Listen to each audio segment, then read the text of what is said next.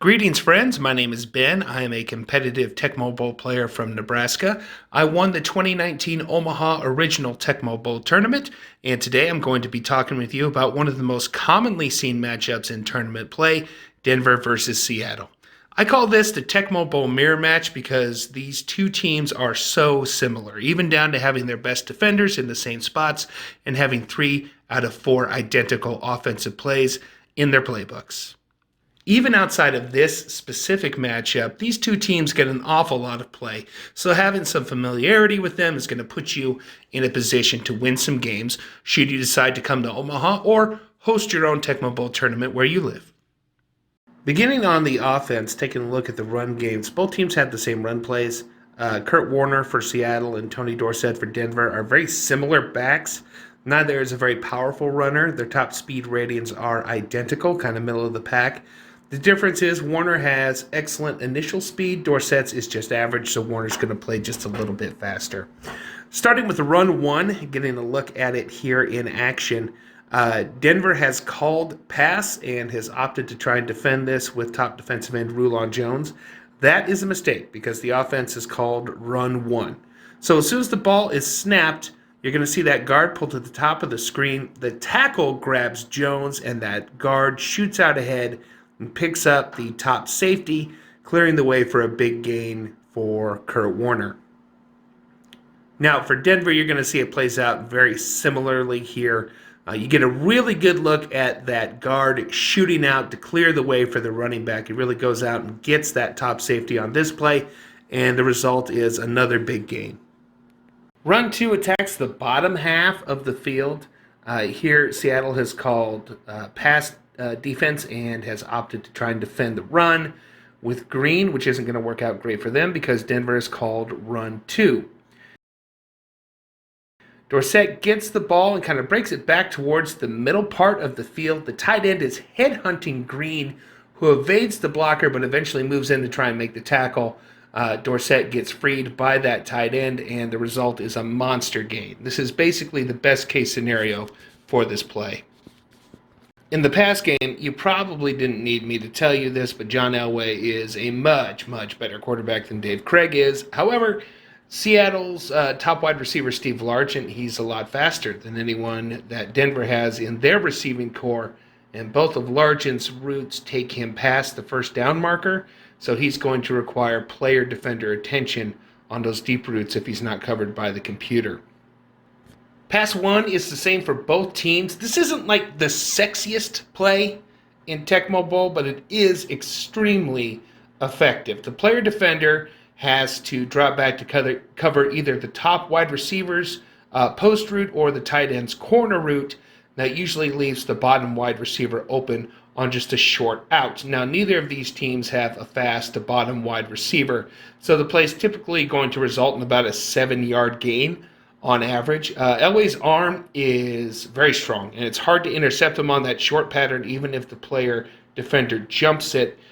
Craig is far more susceptible to being baited into a bad throw by a sneaky defender.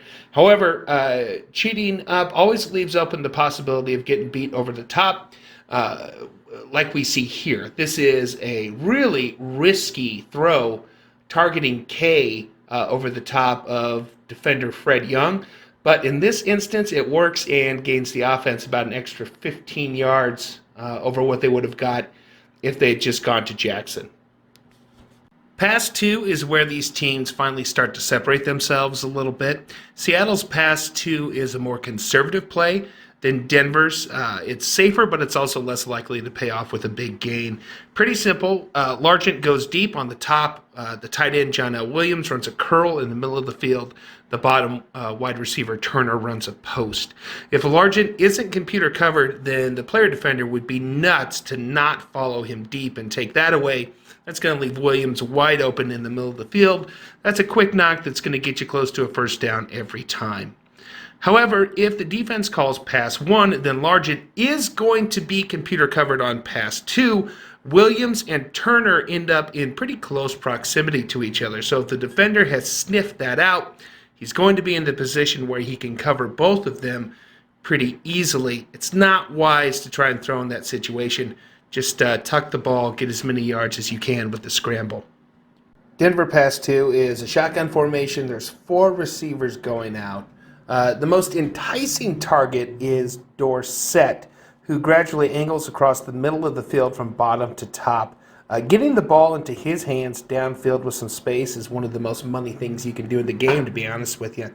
It's usually a pretty risky throw, though, because he does cross right over the middle of the field. Elway has a very strong arm, though, so if you're going to try some risky throws, Old Horseface is one of your best bets in Tecmo Bowl. The safer options on pass two are generally top wide receiver Ricky Natil's en route and bottom wide receiver Mark Jackson, who goes deep. Both these guys are extremely slow, but if you get the ball to them, you're still going to get your yards. If this play hasn't been play picked and you're smart about it, you're pretty much guaranteed getting a first down. As with any play that involves four receivers going out, be aware, since the running back doesn't stay in to block, that bottom defensive end is going to be untouched. So make sure to evade him. It's also important to note that if the defense calls pass one, both Natil and Jackson are going to be computer covered on pass two. If you recognize that immediately and the player defender is not in position, you can try to zip a quick pass, maybe down to Dorsett. The much safer play, however, is to let the player defender clear out, covering the middle routes, and then scrambling with Elway. Elway is the fastest quarterback in the game, and he stands a good chance of getting you close to a first down with his feet.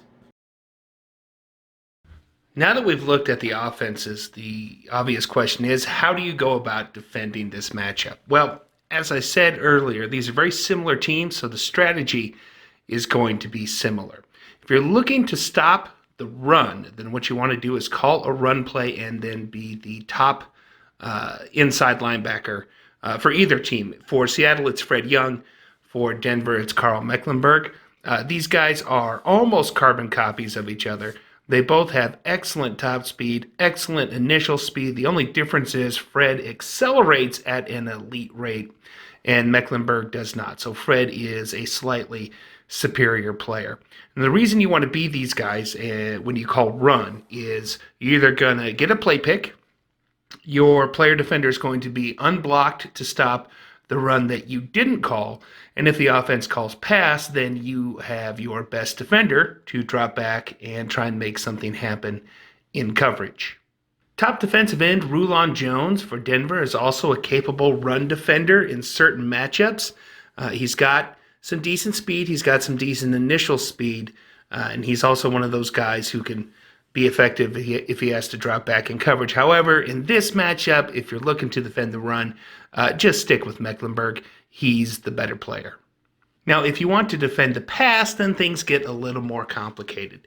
If, as the defense, you call a run play, do not be an interior defender. This is general Tecmo Bowl advice. Don't be either a defensive tackle or an inside linebacker if you have called pass. The reason being, you will be blocked on a run play 100% of the time. What you want to do is pick a defender at either the top or the bottom of the field to give yourself at least a 50-50 shot of being unblocked on a run play to the opposite side.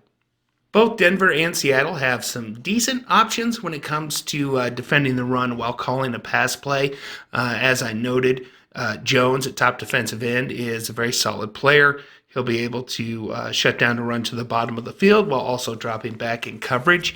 Seattle's defensive line is really weak. However, top safety Easley actually has excellent top speed. He has no initial speed and he accelerates very poorly, but once he has hit full speed, he's the fastest player on either defense. Denver's defensive backs are unexceptional, but they're not the worst in the game. Both have decent speed, no initial, and very poor acceleration, so they're not great picks. However, bottom safety Dennis Smith is a pretty solid choice because a smart offensive player is going to target Jones on the top half of the field when he thinks the defense is looking for the pass.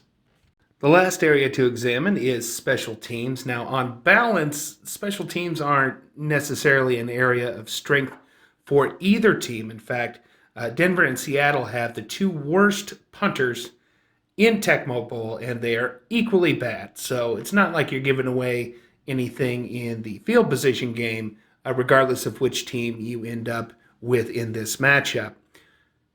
Seattle's woes continue into the kicking game. Their field goal kicker is also the worst one, the worst one available. Denver has a slight advantage here. Horan is not good. He's more mediocre, but he's a lot better than Norm Johnson, the Seattle kicker. Punt returns are a non-factor in original Tecmo Bowl, so on kick returns, Seattle really kind of sets themselves apart from Denver. They have a big advantage here. B.J. Edmonds has excellent speed. Now, the offensive lines don't account for much when you're actually running offensive plays, but kick returns are their time to shine. Unfortunately for Seattle, they have one of the worst lines in the game. So Edmonds' really good speed and initial speed are kind of wasted by an offensive line that doesn't block much for him, but if they manage to clear out the right guys, then Edmonds is more than capable of taking it to the house.